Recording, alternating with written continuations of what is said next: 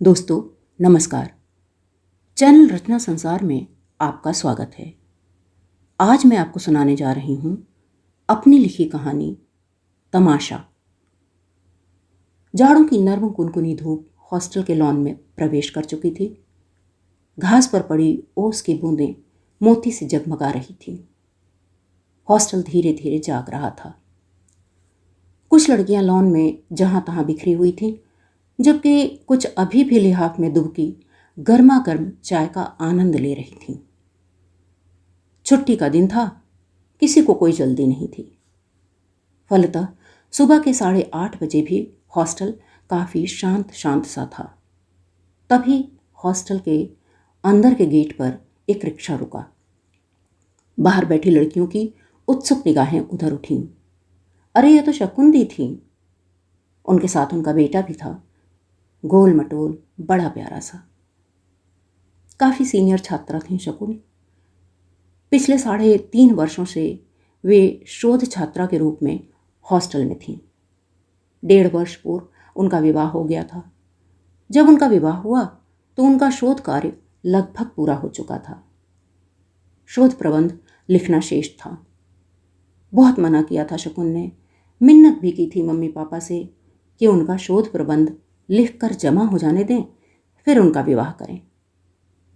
पर mummy papa नहीं माने। उन्हें अच्छा लड़का मिल गया था, सो विवाह को टालना उन्होंने उचित नहीं समझा। शकुन को कुछ तसल्ली इस बात से थी कि विवाह के 3-4 माह बाद ही उनके पति को अपनी नौकरी की 1 साल की ट्रेनिंग बाहर रहकर करनी थी। उन्होंने सोचा यदि पति और ससुराल वालों की सहमति हुई तो वे उस 1 वर्ष में हॉस्टल में रहकर अपना शोध प्रबंध पूरा कर लेंगी। चूंकि ससुराल उनकी दूसरे शहर में थी, सो हॉस्टल में रहना उनकी मजबूरी थी। यही सब सोच शादी के बाद भी उन्होंने हॉस्टल का अपना कमरा खाली नहीं किया था। 3 वर्ष के लिए तो मिला ही हुआ था कमरा, उसके बाद भी 1 और वर्ष की अनुमति मिल सकती थी। शकुन को बड़ी खुशी और संतोष मिला था जब ससुराल से उन्हें पति की ट्रेनिंग के दौरान हॉस्टल में रहकर अपना शोध कार्य पूरा करने की अनुमति मिल गई थी। पर इस बार जब शकुन हॉस्टल आई तो उनके गर्भ में एक बीज प्रत्यारोपित हो चुका था। पहले तो वे बहुत घबराईं। मानसिक रूप से वे इसके लिए तैयार नहीं थीं, पर हिम्मत नहीं हारी उन्होंने। ऐसे में बड़ी देखभाल की ज़रूरत थी। घर वालों को उन्होंने यह कहकर समझाया कि यदि उन्हें तनिक भी तकलीफ होगी तो वे अपना काम फिलहाल छोड़ देंगी। पर ईश्वर की कृपा से उन्हें गर्भावस्था के दौरान कोई तकलीफ नहीं हुई। ऐसे में हॉस्टल की उनकी सहेलियों ने उनकी बहुत देखभाल की। बहुत चाहा शकुन ने कि बच्चे के जन्म के पहले शोध प्रबंध जमा कर दें, पर ऐसा नहीं हो सका। फिर भी कार्य लगभग समाप्ति पर था। 1-1.5 महीने में शोध प्रबंध जमा हो सकता था। अतः निश्चिंत मन से शकुन ससुराल चली गई, जहां राहुल का जन्म हुआ। हॉस्टल का कमरा उन्होंने अभी भी खाली नहीं किया था, क्योंकि कुछ माह बाद उन्हें 1.5 महीने 2 महीने के लिए पुनः वापस आना था, अधूरे काम को पूरा करने। सो अब शकुन आई थी शेष कार्य पूरा करके शोध प्रबंध जमा करने। अगले ही दिन उनकी मम्मी भी आने वाली थी ताकि वे राहुल को संभाल सकें, साथ ही बेटी की भी उचित देखभाल कर सकें। 1.5-2 महीने की तो बात थी। हॉस्टल वार्डन से उन्होंने विशेष अनुमति ले ली थी कि 1.5-2 महीने उनकी मम्मी और बेटा उनके साथ कमरे में रह सकते थे। वैसे भी मम्मी और राहुल ज़्यादातर समय शकुन के मामा जी के घर ही रहने वाले थे, जो यहाँ शकुन के लोकल गार्जियन थे। शकुन जानती थी कि यदि 1.5-2 महीने अभी टल गए तो फिर उनकी 3-3.5 वर्ष की मेहनत बेकार चली जाएगी। शकुन लड़कियों से घिरी खड़ी इंतज़ार कर रही थी हॉस्टल की किसी आया का जो उनका सामान अंदर ले जाए। राहुल चंचल की गोद में था। चंचल बीए की छात्रा थी। जैसा नाम वैसा स्वभाव, बड़ी नटखट, बड़ी तेज लड़की थी चंचल। सामान उठाकर जब आया, कमला ने पूछा, कौन कमरा में चली बिटिया? तो शकुन चौंकी। अरे पहचान नहीं रही हो क्या कमला अम्मा? मेरे कमरे में चलो। रोकते रोकते भी चंचल की हंसी फिक्क से निकल ही पड़ी। अरे दीदी, आपके कमरे में तो अंजू दी रह रही हैं। क्या मतलब? चंचल ने कुछ जवाब नहीं दिया, बस मुस्कुराती रही। शकुन कुछ समझ नहीं पा रही थी। शकुन की खास सहेली पूनम उन्हें अपने कमरे में ले गई। यहाँ उन्हें पता चला कि उनके कमरे का ताला तोड़ दिया गया था, hostel superintendent doctor Mrs Puri की सहमति से। तो यह बात है, तभी लड़कियों के चेहरे पर रहस्यमय मुस्कान चिपकी हुई थी। क्या तमाशा है यह! पूरे वर्ष भर का रूम रेंट जमा कर चुकी थी शकुन। फिर कैसे मिसेस पुरी ने ताला तोड़वा दिया? काफी उत्तेजित थी शकुन। वह उसी वक्त मिसेस पुरी से मिलना चाह रही थी। इधर अंजू के कमरे में कई लड़कियां एकत्रित थीं। अंजू कुछ परेशान थी। यार, अब क्या होगा?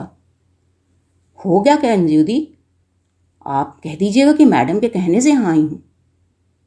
किसी कीमत पर अपना यह कमरा मत छोड़िएगा। यह चंचल थी। तय हुआ कि अंजू इसी समय मैडम से मिल ले। संयोगवश शकुन और अंजू दोनों ही मैडम पुरी के पास एक साथ ही पहुंची। दोनों ने एक दूसरे को देखा, पर न वे मुस्कुराईं न ही बोली। हालांकि दोनों के बीच मधुर संबंध रहे थे, पर इस वक्त वे प्रतिद्वंदियों के रूप में आमने सामने थीं। शकुन को यह बताया गया था कि अंजू तो पहले से ही कमर कसकर तैयार है, और अंजू को आगाह किया गया था कि शकुन दी हर हालत में उसे कमरा छोड़ने को मजबूर करेंगी। मिसेस पुरी तो जैसे दोनों की प्रतीक्षा ही कर रही थी। उन्हें खबर हो गई थी कि शकुन आ गई हैं। बड़े शांत स्वर में समझाया उन्होंने, अरे कुछ ही दिनों की तो बात है, तुम दोनों साथ रह लो। शकुन फट पड़े, मैडम, इट इज़ इम्पॉसिबल। आप ही सोचिए, कल मेरी मदर आ रही हैं। एक छोटे से कमरे में at least I can't adjust. Anju भी चटकी, तो कौन एडजस्ट कर सकता है मैडम? आप शकुन दी को कोई दूसरा कमरा दे दीजिए। मैं तो कमरा खाली करने से रही। शकुन बोली, मैं क्यों रहूं किसी के रूम में मैडम? मेरा कमरा आप आज ही खाली करवा दीजिए। मेरे पास वक्त बहुत कम है, मेरा एक एक पल कीमती है। तुम लोग क्या बच्चों की तरह झगड़ रही हो? शांति से बैठकर आपस में ही बात सुलझा लो। दरअसल मिसेस पुरी अपनी गलती से वाकिफ थीं, अतः वे मामले को अधिक तूल नहीं देना चाहती थीं। बात वार्डन तक पहुंच सकती थी। पर शकुन और अंजू दोनों में से कोई भी किसी समझौते के लिए तैयार नहीं था। इस घटना से हॉस्टल में काफी हलचल हो गई थी। हर तरफ इसी मामले की चर्चा चल रही थी। सबके मन में यही उत्सुकता थी कि देखें अब क्या होता है। मेस में खाने के वक्त भी आज बातचीत का मुद्दा शकुन बनाम अंजू का मामला ही था। हॉस्टल मेस के कॉन्ट्रैक्टर मुन्ना जी आज बड़े खुश थे। काश रोज ही ऐसा कुछ घटा करे। आज किसी ने कोई शिकायत नहीं की थी, वरना रोज तो नाक में दम कर देती थी लड़कियां। मुन्ना जी, ये दाल है या गंगा जल? क्या डुबकी लगाएं इसमें दाल ढूंढने के लिए? कोई कहता, वाह मुन्ना जी, खूब वर्जिश करवा देते हैं आप दांतों की, रोटी के नाम पर चमड़ा चबवा कर। कहीं से आवाज आती, भाई वाह, आज सब्जी में शायद नमक की जगह चीनी डाल दी गई है। अरे मुन्ना जी, चीनी महंगी है और नमक सस्ता है। पर आज तो किसी का ध्यान खाने की तरफ था ही नहीं। कभी दांतों के नीचे कंकड़ पत्थर आया भी तो उसे चुपचाप अलग कर दिया गया। बातें कुछ यूं हो रही थीं। एक आवाज, वैसे ये काम तो गलत है ही। किसी के कमरे का ताला तुड़वाकर दूसरे को टिका दिया आपने उसमें। दूसरी आवाज, अरे शकुंदी चाहें तो वार्डन से शिकायत कर सकती हैं। पर इसमें अंजू का क्या दोष है भाई, कोई कह रहा था। यार अपनी मिसेस पुरी ऐसे तमाशे खड़े करती ही रहती हैं, अपनी बुद्धि तो है नहीं उनके पास। एक अन्य आवाज उछली, सच खूब कहा तुमने, मैडम तो बुद्धि के मामले में एकदम पैरासाइट हैं, जो समझा दो समझ लेंगी। एक ठहाका, कुछ मध्यम स्वर, यूं अंजू भी कम नहीं है, कैसी अकड़ रही है, चोरी ऊपर से सीना चोरी। तो शकुंदी ही कौन पीछे हैं, अरे रह लें किसी दूसरे के साथ, कुछ ही दिनों की तो बात है। एक कोने में दबी दबी सी चर्चा हो रही थी। सुना है शकुंदी कह रही थी कि सामान फेंक देंगी अंजू का। तो यह भी सुन लो, अंजू उनका सामान भी रखने नहीं देगी। तरह तरह की बातें, तरह तरह की अटकलें, अनेक सुझाव। बड़ी सरगर्मी थी हॉस्टल में, सचमुच बड़ा मजा आ रहा था लड़कियों को। मुफ्त का मनोरंजन जो था, हर कोई आगे क्या होता है कि प्रतीक्षा कर रहा था। रात पूनम ने शकुन को अपने कमरे में ही रोकना चाहा, पर वह कतई तैयार नहीं हुई। बोली, आज अपने कमरे में ना रही तो अंजू और शेर हो जाएगी।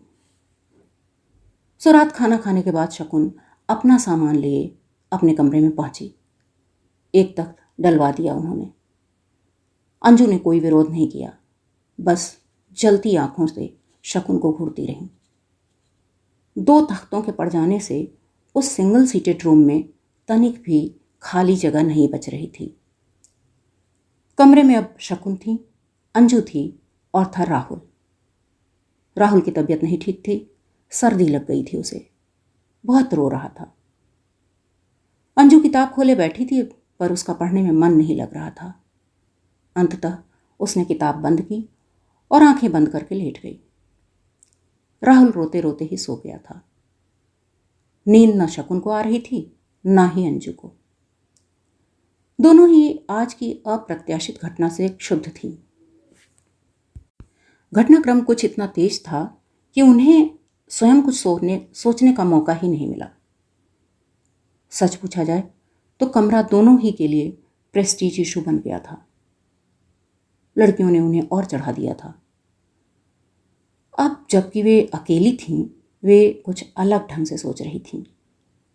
शकुन को लग रहा था, बेकार ही मैं अंजू से नाराज हूं। उसका भला क्या दोष, मैडम की परमिशन से ही तो आई है वह इस कमरे में।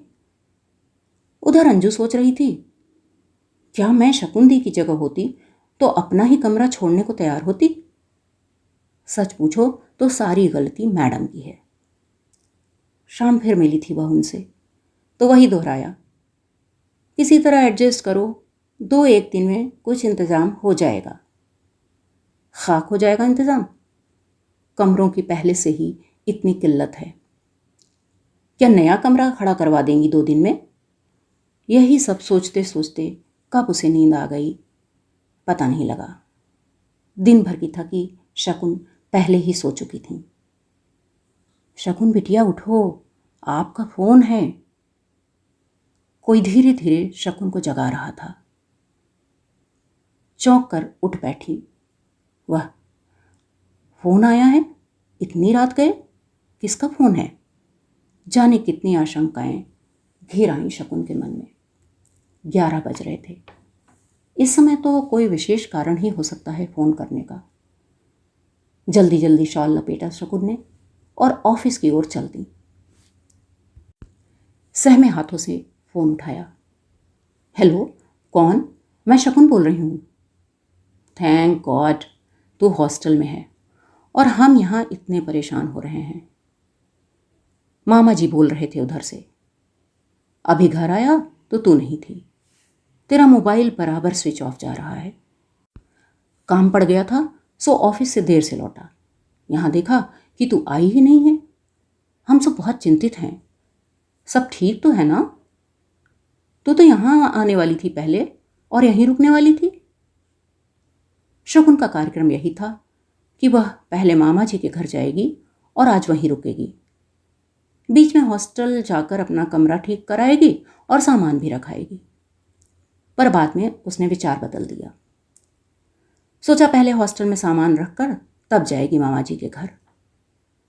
यहाँ कमरे का चक्कर ऐसा फंसा कि उसे ध्यान ही नहीं रहा कि कम से कम उन्हें फ़ोन तो कर देती कि वह सकुशल आ गई है। फ़ोन पर ही उसने पूरा किस्सा सुनाया मामा जी को। काफ़ी देर लग गई उसे वहाँ। अपने कमरे की ओर लौटते वक्त उसे राहुल का ध्यान आया। धड़क उठा उसका दिल। अकेला ही छोड़ आई है उसे। उसके कदम तेज हो गए। कमरे के पास पहुंच उसे राहुल के रोने की आवाज़ सुनाई दी।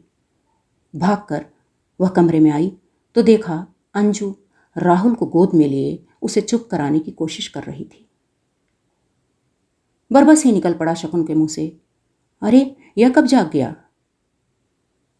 पता नहीं, इसके रोने की आवाज़ सुनकर मेरी नींद खुली। जाने कैसे एकदम किनारे पहुंच गया था। गिरने गिरने को था। शकुन ने राहुल को गोद में ले लिया। माँ की गोद में आते ही वह चुप हो गया। शकुन और अंजू की निगाहें मिली तो दोनों ही मुस्कुरा पड़ी। दरअसल इस अप्रत्याशित स्थिति ने उनके बीच संवाद सेतु स्थापित कर दिया था। फिर तो देर रात तक वे बातें करती रहीं। जब वे सोईं तो एक अनकहा सा समझौता हो चुका था उनके बीच। सुबह जब शकुन और अंजू उठी तो धूप लॉन में आ चुकी थी। हॉस्टल धीरे धीरे जाग रहा था। चाय के गर्म प्यालों के बीच शकुन बनाम अंजू प्रकरण की चर्चा फिर जोर पकड़ रही थी जब लड़कियों ने देखा कि अंजू राहुल को गोद में लिए लॉन में जा रही थी, जबकि शकुन कमरे में बिखरे सामानों को तरतीब से लगा रही थीं, अपने सामानों के लिए जगह बनाने के लिए। लड़कियों की आंखों की शरारती चमक धूमिल पड़ गई। अफसोस, तमाशा खत्म हो चुका था। तो यह थी मेरी कहानी तमाशा। आशा है पसंद आई होगी। फिर मिलेंगे इसी चैनल पर एक नई कहानी के साथ। तब तक के लिए विदा। आपका दिन शुभ हो। धन्यवाद।